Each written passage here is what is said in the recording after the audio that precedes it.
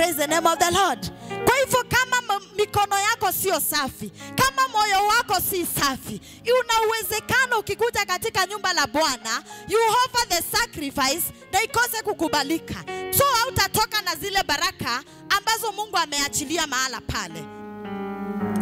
And the vindication from the God of his salvation. Such is the generation of those who seek him, who seek the face of the Lord of Jacob. Kwa hivyo wale ambao wanaomtafuta, praise the name of the Lord. Tunapokumtafuta huyu Yesu, tutampata kama mioyo zetu zitakuwa sawa. Kama our personal altars zitakuwa zimesimama imara, tutaweza kupatana na huyu Kristo. Situkubali madhabahu yetu ikuwe safi.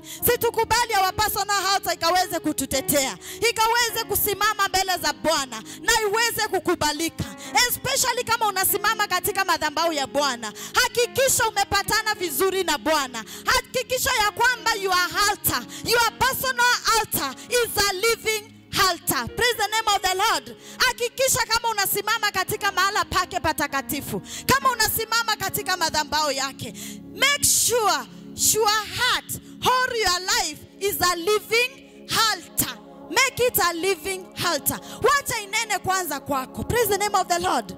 Wakati mwingine huwa ninasema, kile Mungu anazungumza hapa katika nyumba lake, mimi sisikiangi Sunday peke yake. Praise the name of the Lord. Hata wakati anapoachilia the warning in the church, sikuangi nimeipokea hiyo siku. Utapata katikati ya wiki nishapokea the same voice. Praise the name of the Lord. Lakini ni kwa sababu ni ya kanisa, ni lazima iachiliwe kwa kanisa. Haijalishi Mungu atatumia nani, lakini that message ni lazima ikue imeshazungumzwa. That is kama your altar is a living altar, ni lazima izungumze. Altar yako inazungumza asubuhi ya leo, wiki mzima imezungumza. Praise the name of the Lord. Kitu yote ambayo iko hai lazima izungumze, lazima itatembea. Imani yetu imeweza kumove the mountains the whole of this week. Umeombea watu wangapi wakabadilika na wakaingia katika ufalme wa Bwana? Umehubiria watu wangapi ambao wamepotea na kuwarejesha katika nyumba la Bwana? Bwana Yesu asifiwe. Hiyo ni imani yako inafanya kazi, because your personal altar is strong. Lakini kama haiko strong, utapata mtu anakuja kwako anahitaji word of encouragement, na badala ya kumencourage unamfunja moyo. That means your altar is not strong. Praise the name of the Lord. Si tufanye madhabahu yetu a living altar, madhabahu inayozungumza. Isizungumze tu siku ya Sunday, izungumze kila siku, kila wakati, kila dakika. Nikiwa kazini, nikiwa barabarani nikitembea, nikiwa mahala popote pale, wacha altar yangu ikue inanena. Wacha altar yangu ifanye mambo makubwa. Praise the name of the Lord. Na nimesema tutajua about the fruits ambazo unazotoa. Wakati unapokuja kwangu ukiwa umevunjika moyo, ninakupatia jibu gani? Ninakuencourage namna gani? Ninakufunja moyo ama ninakutia moyo wa kuinuka? Those are the fruits. Praise the name of the Lord. Bwana Yesu asifiwe. Tutakubali Mungu alainishe madhabahu zetu, maana ninajua siku ya leo Mungu wetu ambaye ni mwaminifu hataenda kutusaidia. Kuna mambo zingine huwa sisi hatuwezi, lakini Bwana hajawahi shindwa. Nimesema ya kwanza, make your life a living altar. Make your life a living altar. Number 2, pray for the Holy Spirit to become your friend. Pray for the Holy Spirit to become your friend. Unataka your personal altar ikakuwe strong, pray for the Holy Spirit. You must be a prayerful person. Praise the name of the Lord. Ni lazima ukakuwe muombaji. Moto huwezi waka kama hakuna maombi. Hata shetani anapofukuzwa huwa anaenda na anakaa kando, anaangalia ule moto uko namna gani. Wakati moto unapozimia, maandiko inasema anarudingi na zingine na maro zingine 7, ni 7 ambazo ziko na nguvu kuliko yule ambaye alifukuzwa. Kwa hivyo ili huo moto ukaendelee kuwaka ndani yako, ili huo moto ukaendelee kuwa unawaka, ni lazima ukue a prayerful person. Praise the name of the Lord. Na wakati unapoomba, you pray for the Holy Spirit to become your friend. Holy Spirit is a person. Hakuwe rafiki yangu, nitembee na yeye, tuzungumze na yeye. Tumesema the altar should be a living altar. Your personal altar should be a living altar. So kuna mazungumzo. Kwa nini ninazungumza na nani? Si ni Roho wa Bwana? Si the Holy Spirit? So I must make him my friend. Tutasoma in the book of John. John 16:8-15.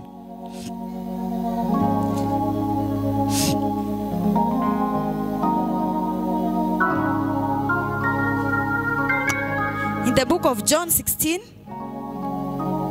verse 8-15.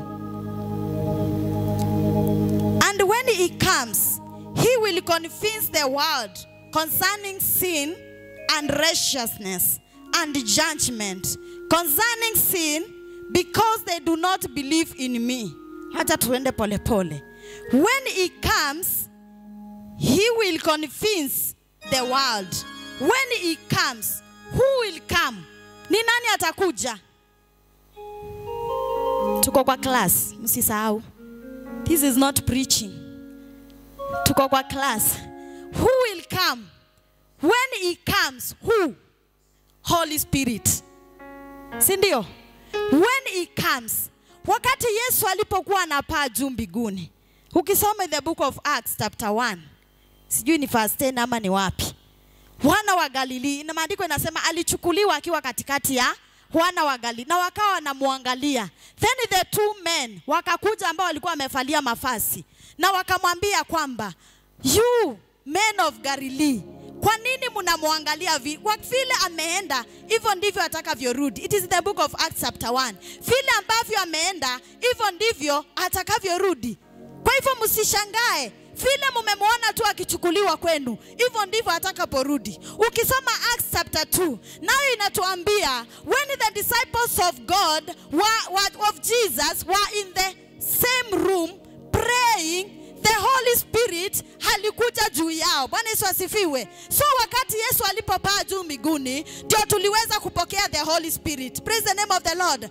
Akatuambia siwaachi kama watoto yatima. Praise the name of the Lord. Akawaambia sitawaacha kama watoto yatima, bali nitawatumia Roho Mtakatifu. Na ndio huyu tunaambiwa hapa in the book of John 16 verse 8. When he comes, he will convince the world concerning the sin and the righteousness. So Roho wa Mungu anapokuja ndani yako, wakati ninapomfanya my friend, maana tumesema pray for the Holy Spirit to become your friend. Wakati ninapomfanya rafiki yangu, kuna vitu ataweza kunisaidia kuelewa. Maybe kuna mambo nimekuwa nikifanya kinyume na mapenzi ya Bwana na sijawahi jua kama ni makosa. Bwana Yesu asifiwe. Sijawahi jua kama ni dhambi. Maana katika huu mwili wa kawaida unaweza kosa kujua kama hii ni makosa. Lakini when the Holy Spirit is your friend, atakusaidia kuelewa, atakusaidia kufahamu hii ambayo unayoifanya ni vibaya, ni makosa, ni dhambi mbele za Bwana. So the Holy Spirit will convince the world, not the world, but you and me. Bwana Yesu asifiwe. So when the Holy Spirit comes, he will convince the world about the sin, kuhusu dhambi. Hata tufunulia kuhusu hizi dhambi. Wakati ninapojipata katika ile hali, ninajua hii ni dhambi na sitaweza kujua kama sina Roho Mtakatifu. Wakati mwingine wewe unajua after umeshafanya. Praise the name of the Lord. But when you make the Holy Spirit your best friend, hata kabla uanguke kwa huo mtego, hatakuwa ameshakuandaa. Hatakuwa ameshakuambia hii ni dhambi. Hii ni dhambi, wacha. Praise the name of the Lord. Lakini kama hauna Roho wa Bwana, if the Holy Spirit is not your friend, utakuwa unaanguka kwa dhambi, unashtuka kesho yake. Kwani nilifanya? Praise the name of the Lord. Kwani nilifanya aje? Kwani ilikuwa aje? Nilifikia hii stage aje? Praise the name of the Lord. That shows that your Holy Spirit was not your friend. Can we make the Holy Spirit our friend? Kama tunahitaji madhabahu zetu zikaweze kuwa na nguvu, kama tunahitaji the personal altar ikaweze kusimama imara, he will convince the world about the righteousness and the judgment, about the righteousness. Righteousness ni utakatifu. Hata tuambie yale mambo ambayo ni matakatifu, yale ambayo tunastahili kufanya. Usifanye hivi, hii haimpendezi Bwana. Usifanye hii si sawa mbele za Bwana. Hata kufundisha katika njia za haki, njia za kutembea katika utakatifu. Wakati mwingine tunaweza shindwa, but when we have the Holy Spirit as our friend, he will help us. Praise the name of the Lord. Bwana Yesu asifiwe. He will also convince us about the judgment, hukumu ambayo iliyo katika ile dhambi ambayo nitafanya. Hata niambia ukifanya hii ndio hukumu yake.